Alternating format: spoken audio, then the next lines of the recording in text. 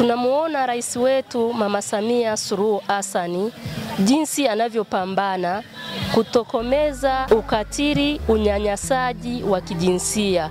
Na sisi pia kwa jitihada zake na wasia kina mama wenzangu tuungane na Mama Samia ili kutokomeza hizi tabia za unyanyasaji wa kijinsia.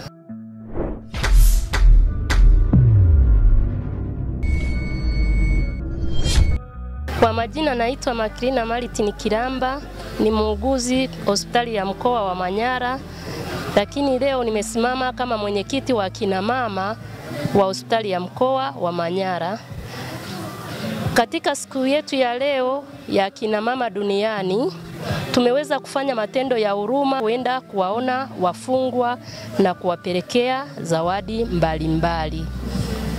Kwa siku ya leo njema kwa ajili ya kina mama, natoa wito kwa kina mama wote tuwe na ushirikiano sehemu zetu mbalimbali, katika sehemu yetu ya kazi, lakini katika jamii tuwe na upendo, tushirikiane katika mambo mbalimbali yanayohusiana sisi wenyewe kama wafanyakazi, lakini pia wagonjwa tunaowahudumia na jamii kwa ujumla inayotuzunguka katika mkoa wetu wa Manyara. Katika zawadi tulizoweza kuzitoa, tumeweza kutoa mafuta ya kujipaka, tumetoa taulo za kike, tumetoa sabuni za kuogea pamoja na za kufulia, tumetoa maji ya kunywa, juisi, daipa za watoto, viatu kwa ajili ya wafungwa, miswaki,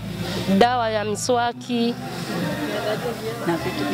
na vitu vingine mbalimbali. Sisi kama wauguzi na wanawake wa hospitali ya mkoa wa Manyara, kwa kupitia kitengo chetu cha ustawi wa jamii, tunaweza kuwahudumia wananchi na kusikiliza matatizo yao mbalimbali pindi wanapopata matatizo ya unyanyasaji wa kijinsia. Kwa wanawake wa mkoa wa Manyara, wito wangu kwao ni kuibua, kutokomeza hizi tabia za unyanyasaji.